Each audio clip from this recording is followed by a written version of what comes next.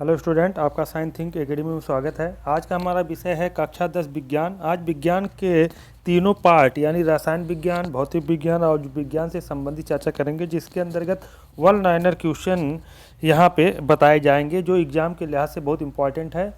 तो वीडियो को लास्ट तक अवश्य देखिएगा ताकि सारी जानकारी आपको मिल सके। और अगर चैनल पर नए हो तो चैनल को सब्सक्राइब कर दीजिए, बेल आइकन के बटन को ऑन कर लीजिए ताकि सारी वीडियो नोटिफिकेशन आपको मिल सके।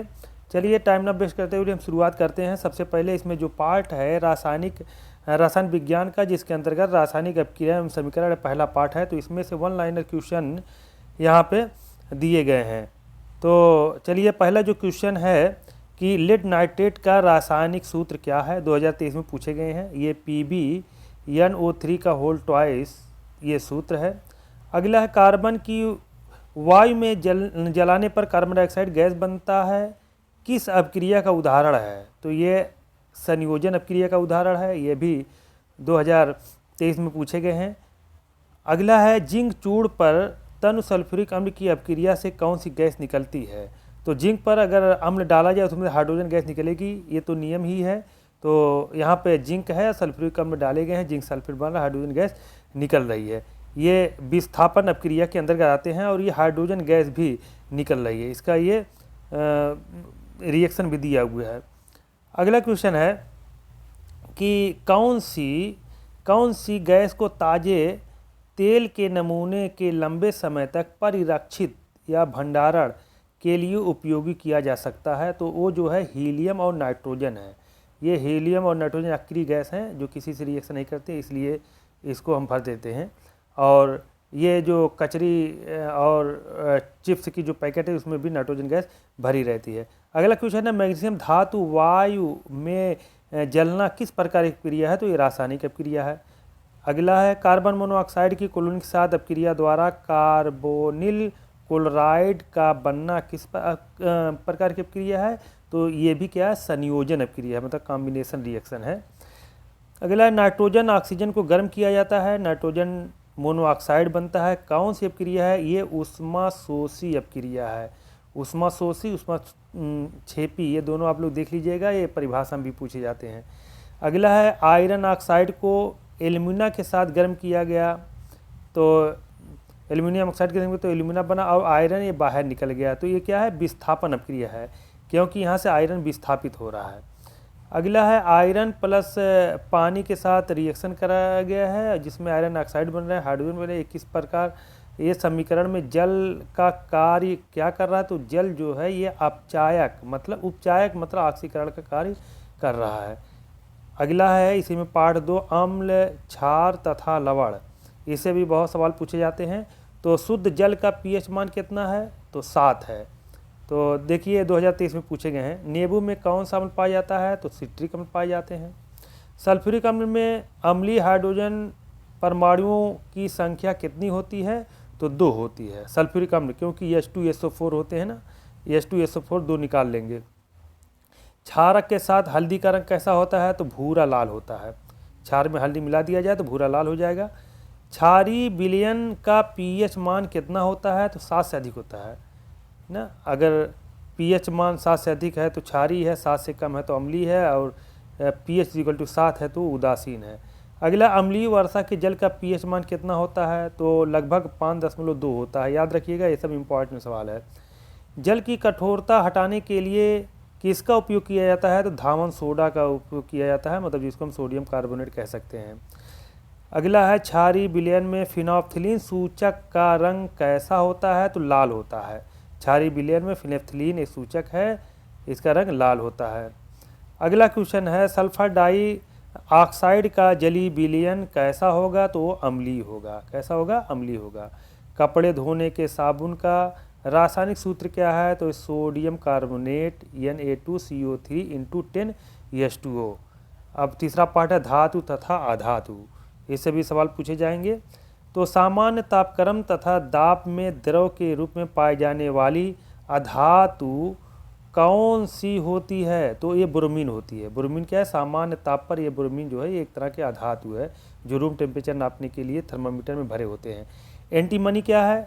एंटीमनी 2023 में पूछे गए हैं, ये उपधातु है। उपधातु, जिसमें धातु अधातु दोनों मिले हों उसे उपधातु कहेंगे। पीतल क्या है? पीतल एक तरह का मिश्र धातु है। और कैल्शियम फास्फेट का सूत्र क्या है? तो CO3 और ब्रैकेट में PO4 का होल ट्वाइस। अगला है कि एल्युमिनियम की सतह पर ऑक्सीजन परत का बनना क्या कहलाता है? एनोडिंग कहलाता है। याद रखिएगा, सवाल पूछे जाते हैं, 2022 में पूछे गए हैं। तांबे के अयस्क का नाम तो मैकेलाइट है। ताम्र गिलास का रासायनिक सूत्र क्या है? तो Cu2S है। जिंक धातु हाइड्रोक्लोरिक अम्ल से क्रिया करके कौन सी गैस निष्कासित करता है? पीछे आ चुका है एक बार। मतलब ये है कि अगर धातु को अम्ल के साथ क्रिया कराई जाती है उसमें से हाइड्रोजन गैस ज़रूर निकलेगी, तो यहाँ पे हाइड्रोजन निकल रही है। फ्लोरीन क्या है? तो फ्लोरीन एक तरह का अधातु है। क्लोराइड अयस्क के एक उदाहरण का नाम बताइए। तो हार्न सिल्वर है।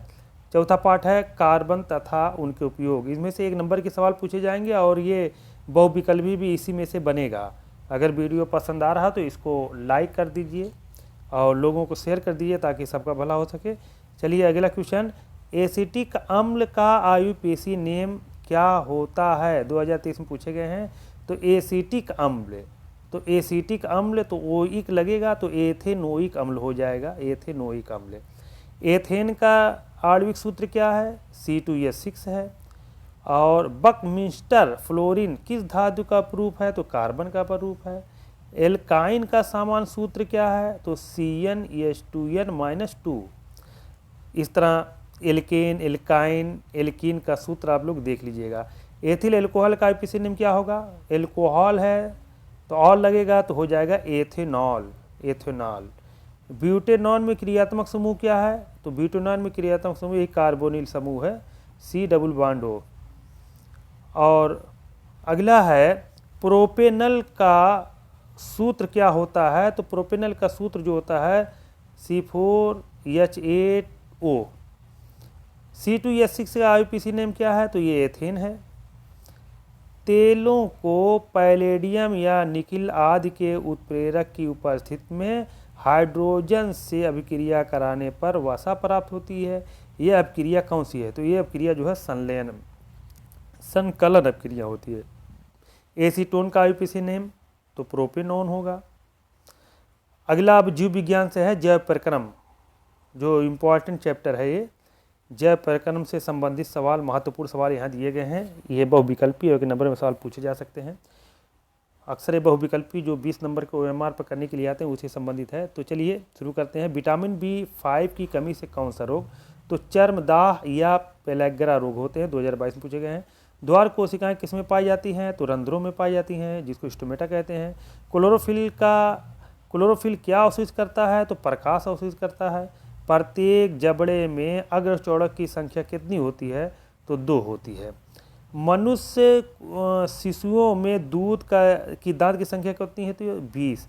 तो 20 जो है दूध के दांत निकलते हैं, बाद में झड़ जाते हैं, फिर उसके बाद में 32 दांत निकलते हैं। मनुष्य की लार में कौन सा एंजाइम पाया जाता है? बहुत इंपॉर्टेंट है ये टाइलिन और लाइसोजाइम। ग्रास नली द्वारा लटकी हुई पत्ती के समान उपास्थि रचना क्या कहलाती है? तो इसको घाटी ढापन कहेंगे, एपिग्लोटिस कहेंगे, घाटी ढापन। पित्त रस का स्राव किस में होता है? इंपॉर्टेंट है, ये यकृत में होते हैं। अगला क्वेश्चन है कि एक अणु ग्लूकोज के पूर्ण ऑक्सीकरण से कितने ATP बनते हैं? तो 38, याद रखिएगा 38 ATP। श्वसनीय पदार्थ कार्बनिक पदार्थ हैं जो श्वसन के दौरान ऊर्जा मुक्त करने के लिए क्या करते हैं? तो ये ऑक्सीकृत होते हैं। अगला क्वेश्चन है कि ग्लाइकोलाइसिस की प्रक्रिया किसमें संपन्न होती है? तो कोशिका द्रव्य में होती है, याद रखिएगा साइटोप्लाज्म में। कौन ऊर्जा का सिक्का या मुद्रा के रूप में जाना जाता है? तो ATP को जाना जाता है, इंपॉर्टेंट है भी। मानव में गैसों का आदान प्रदान किस में होता है? कूपिका एल्यूलाई में होते हैं। मनुष्य के हृदय में कोष्ठकों की संख्या कितनी है? तो 4 होती है। पल्मोनरी सिरा कहाँ खुलती है या रुधिर लाती है किससे? बाएं अलिंद में। शुद्ध रुधिर को शरीर के विभिन्न अंगों में कौन ले जाता है? तो महाधमनी ले जाती है। दाएं निलय से अशुद्ध रुधिर किस में जाता है? फेफड़े में जाता है। पादपों में जाइलम का क्या कार्य है? तो जल का संवहन। मनुष्य के उत्सर्जी अंग क्या हैं? वृक्क हैं। और मूत्र का निर्माण किस में होता है? तो मूत्र का निर्माण जो है वृक्क में होता है। ये भी सवाल पूछे जाते हैं। मनुष्य में वृक्क एक तंत्र है जो किससे संबंधित है? उत्सर्जन से संबंधित है, याद रखिएगा। अगला चैप्टर है नियंत्रण एवं समन्वय। इसमें इंपॉर्टेंट क्वेश्चन दिए गए हैं कि पहला इसमें जो क्वेश्चन है वो गिराही तथा घ्राण किसका ज्ञान कराते हैं? तो गिराही स्वाद का और घ्राण गंध का। स्वाद का और गंध का। कौन एक केवल जंतु में पाया जाता है? तंत्रिका तंत्र पाए जाते हैं। दो तंत्रिका कोशिकाओं के मध्य खाली स्थान को क्या कहते हैं? तो इसको युग्मानुबंधन या सिनेप्सिस, याद रखिएगा, सिनेप्सिस कहते हैं। एनसीईआरटी की किताब में दिया गया है। अगला मेडुला ऑब्लांगेटा क्या नियंत्रित करता है? अनैच्छिक क्रियाओं को नियंत्रित करता है। मनुष्य के मस्तिष्क में कौन सा भाग सर्वाधिक विकसित है? सेरिब्रम, याद रखिएगा, सेरिब्रम। यदि एक मनुष्य के प्रतिवर्ती क्रिया नहीं हो रही है तो उसके तंत्रिका तंत्र का कौन सा भाग क्षतिग्रस्त हुआ होगा? तो मेरुरज्जु होगा। अगला है हार्मोन क्या है? हार्मोन प्रोटीन है।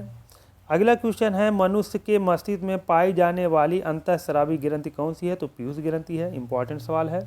पीयूष ग्रंथि कहाँ पाई जाती है? मस्तिष्क के अर्धतल पर पाई जाती है।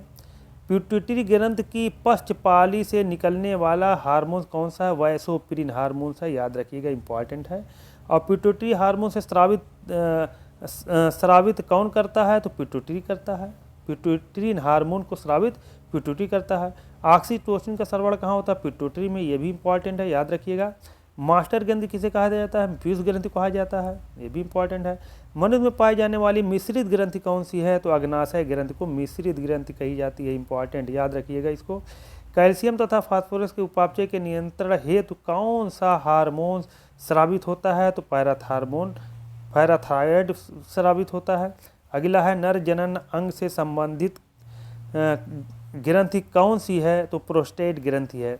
मादा लिंग हार्मोन क्या कहलाता है? एस्ट्रोजन कहलाता है। इंसुलिन हार्मोन कहाँ से स्रावित होता है? तो लैंगरहैंस की द्वीपिकाओं से इंसुलिन हार्मोन स्रावित होते हैं। लैंगरहैंस की द्वीपिकाओं में अल्फा बीटा गामा कोशिकाएं पाई जाती हैं जिससे अलग अलग प्रकार के हार्मोन स्रावित, अल्फा से ग्लूकागॉन, बीटा से इंसुलिन स्रावित होते हैं। यहीं से सवाल ले लिया गया है। अगला है अधिक मात्रा में अवशोषित ग्लूकोज किस रूप में संग्रहित होते हैं? तो ग्लाइकोजन के रूप में संग्रहित होते हैं। कौन सा पादप हार्मोन्स कोशिका विभाजन में सहायक है? साइटोकाइनिन, याद रखिएगा, साइटोकाइनिन। अगला चैप्टर है जीव जनन कैसे करते हैं? तो इसमें जो पहला सवाल है कि अलैंगिक जनन किसके द्वारा होता है? तो मुकुलन द्वारा होता है, बडिंग द्वारा। पौधों में कायिक प्रवर्धन के लिए कौन सा भाग अधिक अनुकूलन है? तना। परागकोश में क्या पाए जाते हैं? तो परागकण पाए जाते हैं। एक पुष्प के स्त्री केसर के मध्य भाग को क्या कहते हैं? वर्तिका कहते हैं, स्टाइल कहते हैं। अगला क्वेश्चन कि परागकणों का परागकोश से वर्तिकाग्र तक स्थानांतरण क्या कहलाता है? परागण कहलाता है। कीट परागण किस में पाया जाता है? साल्वियम कीट परागण पाए जाते हैं। निषेचन के दौरान परागकण से निकलने वाली पराग नलिका सामान्यतः किसके द्वारा बीजाणु में प्रवेश करती है? तो बीजाणु द्वारा। परागकण का जनन केंद्रक कितने नर युग्मक बनाता है? 2 का। पुष्पीय पादपों में निषेचन कहाँ होते हैं? तो भ्रूणकोश में होते हैं। द्विनिषेचन किस में पाया जाता है? आवृत बीजी पादपों में पाया जाता है। द्विनिषेचन क्रिया में त्रिक संलयन के पश्चात बनने वाले ऊतक का क्या नाम है? तो इसे हम भ्रूणपोष कहते हैं। अगला है निषेचन के बाद पुष्प का कौन सा भाग फल में बदल जाता है? तो अंडाशय जो फल में बदल जाते हैं। जाइगोट में गुणसूत्रों की संख्या क्या है? द्विगुणित, 2n है। मनुष्य में भ्रूण को पोषण कहाँ से मिलता है? तो प्लासेंटा से मिलता है। पादप की जड़ों पर क्या उपस्थित होते हैं? तो अपस्थानिक कलिकाएं उपस्थित होती है। नर तथा युग्मक कैसे बनते हैं? तो ये अगुणित होते हैं। कैसे होते हैं? ये अगुणित होते हैं।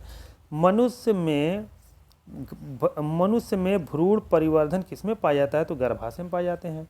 अंड जनन के फलस्वरूप किसका निर्माण? तो अंडाणु का निर्माण होता है। किस संरचना द्वारा गर्भस्थ भ्रूण माता से पोषण प्राप्त करता है? तो ये क्या है? आवल मतलब प्लासेंटा। कॉपर टी क्या है? ये गर्भ निरोधक युक्ति है।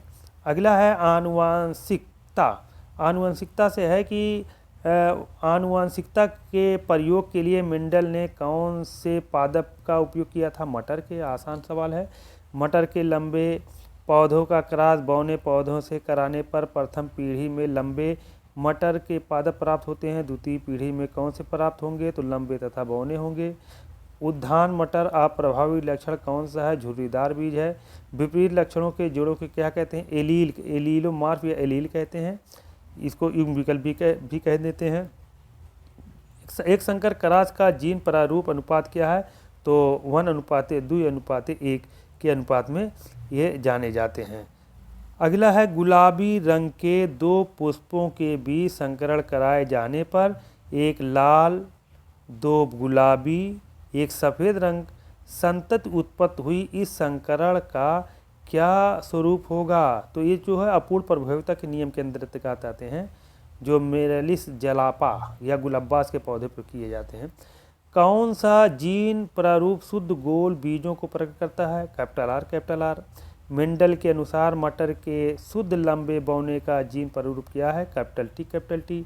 मानव में गुणसूत्र की संख्या कितनी है? 46 है। पुरुष में लिंग गुणसूत्र क्या होते हैं? XY होते हैं। डीएनए किस में पाया जाता है? कोशिका द्रव्य में डीएनए पाए जाते हैं। केवल प्रोटीन के क्या बने होते हैं? प्रियॉन्स जो है केवल प्रोटीन के बने होते हैं। जीन शब्द का प्रयोग सर्वप्रथम किसने किया था? तो जोहानसन ने किया था। F2 पीढ़ी में शुद्ध लंबे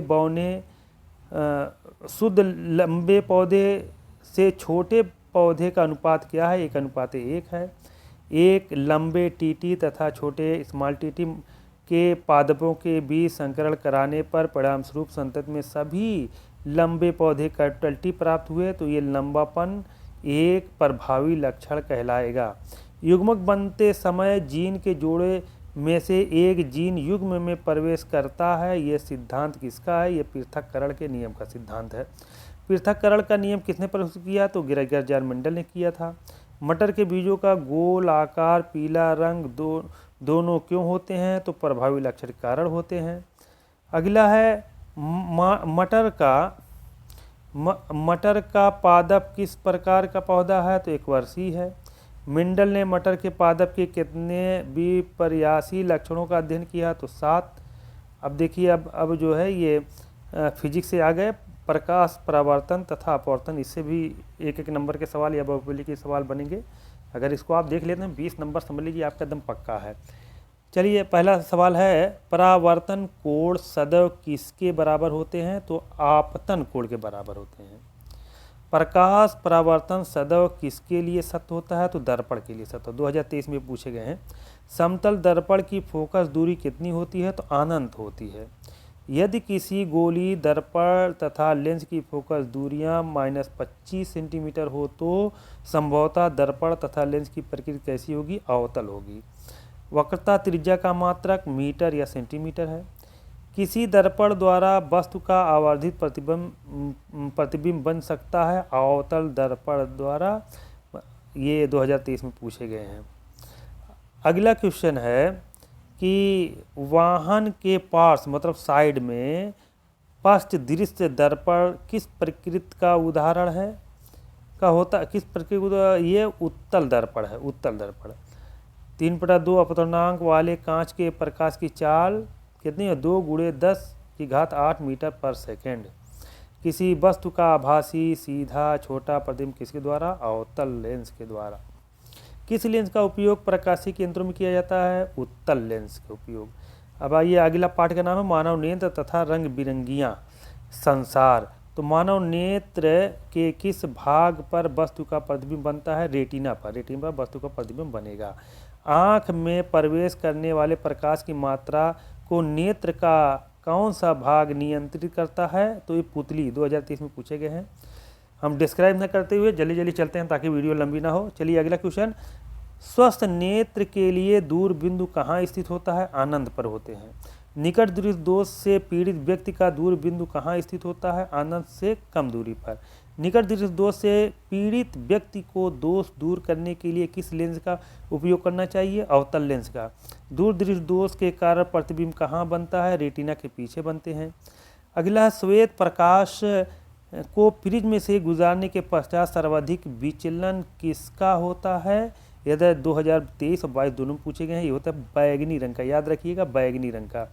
कांच का अपवर्तनांक न्यूनतम किस में होता है? लाल रंग में, याद रखिएगा। कांच के प्रिज्म द्वारा श्वेत प्रकाश को गुजरने के पश्चात प्रकाश की कौन सी घटना घटित होती है? तो वर्ग विक्षेपण। प्रिज्म में से प्रकाश निकालेंगे, वर्ग विक्षेपण में 7 कलर निकलेंगे, विबगोर के नाम से जाना जाता है। तारों का टिमटिमाना प्रकाश की कौन सी परिघटना के कारण होता है? ये वायुमंडलीय अपवर्तन होता है, याद रखिएगा वायुमंडलीय अपवर्तन। अगला चैप्टर का नाम है वैद्युत। वैद्युत से कुछ सवाल हैं।